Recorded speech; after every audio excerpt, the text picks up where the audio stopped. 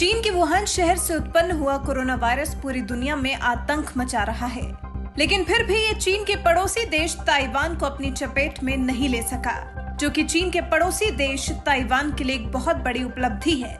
लेकिन कैसे ताइवान चीन के इतना नजदीक होने के बाद भी इस वायरस से बच निकला?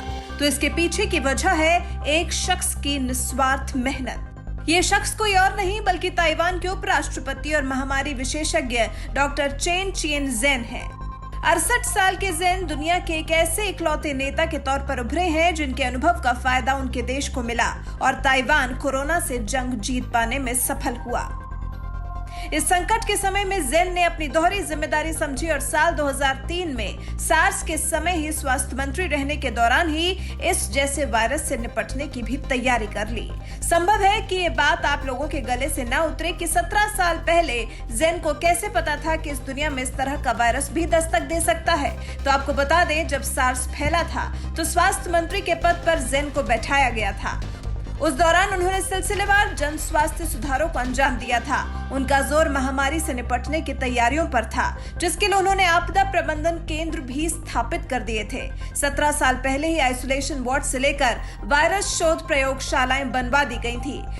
डॉक्टरों के लिए पीपीई किट बनाने से लेकर संक्रामक रोग कानून में संशोधन जैसे भी कई कदम उठाए गए। फायदा ये हुआ कि जब देश में साल 2009 में स्वाइन फ्लू फैला तो उससे निपटने में ताइवान को परेशानी नहीं हुई और उसके बाद अब कोरोना से भी सख्ती से निपटने में ताइवान कामयाब हो गया।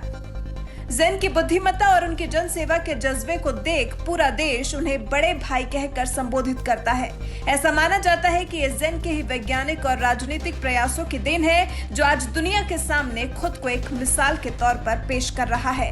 कहा जाता है कि 31 दिसंबर 2019 को जब चीन में कोरोना का पहला मरीज मिला था, तभी जेन इससे आगे आने वाले खतरे को भांप चुके थे और फिर अपने एक्शन प्लान पर उन्होंने काम करना भी शुरू कर दिया था।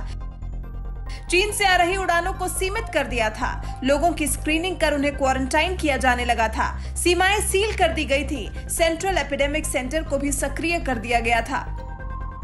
इन सब तैयारियों के बाद भी 21 जनवरी को जब ताइवान में कोरोना का पहला मरीज मिला तो ताइवान सरकार और देश का स्वास्थ्य तंत्र और तेजी से काम करने पर जुट गया, जिसका असर ये हुआ कि जनवरी के अंत तक ताइवान के पास 4.5 करोड़ सर्जिकल मास्क बनकर तैयार हो गए। इसके अलावा सरकार ने लोगों को फोन पर अलर्ट करना शुरू कर दिया कि कहां जाना सुरक्षित है और कहां नहीं, फिर कहां मास्क उपलब्ध होंगे, इसकी भी जानकारी फोन पर दी जाने लगी।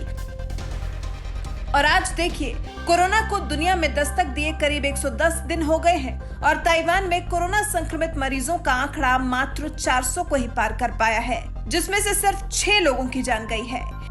इन सब में अन्य देशों की तरह ताइवान भी WHO की लापरवाही से त्रस्त दिखा। जेन ने WHO को वायरस के इंसान से इंसान में फैलने की चेतावनी दी थी, लेकिन WHO ने इसे गंभीरता से नहीं लिया, वो भी तब जब इस वायरस की चपेट में डॉक्टर्स और नर्सेज भी आने लगी थी। आपको बता दें कि ये महापुरुष जो दुनिया को कोरोना से उबारने में एक बड़ी भूमिका निभा सकता है, वो अब जल्द ही अपना पद छोड़ रहे हैं। 20 मई को ही जेन को अपना पद छोड़ना है, जिसके बाद वो कोरोना पर अध्ययन करना शुरू करने वाले हैं। इसके बाद भले ही वो राजनीतिक रूप से सक्रिय ना हो, लेकिन दुनिया इस त्रासदी में ताइवान के लिए जेन की लड़ाई को कभी नहीं भूल पाएगी।